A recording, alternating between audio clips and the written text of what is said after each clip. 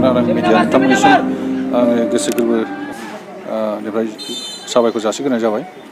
बे खेलाया जाहैबाय जोंनि गुरुबासा इउनिट कमिटि आबसुनि आगुनि रुंसारि महेश्वर ब्रह्म बिथाङा 2016 सनावनो बिथाङा हरखाबै जिउ गोमानानै थांदोंमोन।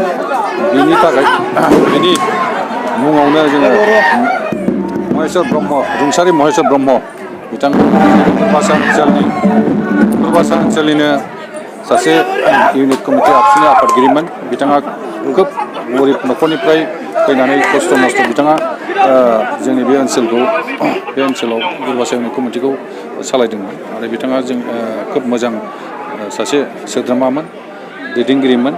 दा बेखौ मोजां मोननानैनो जोंनि गुरुबासा ओनसोलनि साफ्रोमबो बुद्धिजिबि मेलेमजिबि बिथांमोनहा बिथांनि मुङै जे मोनसे गोसोखां मोनसे फुटबल ट्रफि होनांगौ होनलायलायनायखौ जोङो सानलायलायनायनि गेजेरजों बे थिरांथाखौ लानानै जोङो मोनसे बे खेलाखौ दिनैनिफ्राय आरोखि 21 तारिखनिफ्राय जोङो 1 तारिखसिम मोनसे 16टा टिमखौ लानानै जों मोनसे खेलाखौ खुंफुंनो होननानै खुंफुं आफादनि आङो सासे आफादगिरि हिसाबै आरो लोगोसे आंजोंनो खुंफुं आफादनिनो गाहाय नेहाथारि कनभेनार बिथां बिरबल बसुमतारी आरो आंजों लोगोसे जोंहा बर' साहित्य बर' थुनलाइ आफादनिनो गुरुबासा दालाइसानि प्राइमारिनि आफादगिरि बाबुराम बसुमतारी जों जयैनो जे बे ओनसोलनि साफ्रोमबो मेलेमजिबि बुद्धिजिबि बयनिबो मतामत लानानै बे खेलाखौ होनाय जादों आरो बिथांखौ गोसोखांनायनि नामावनो टटेल बे खेलायाव जोंहा 16टा टिम दं।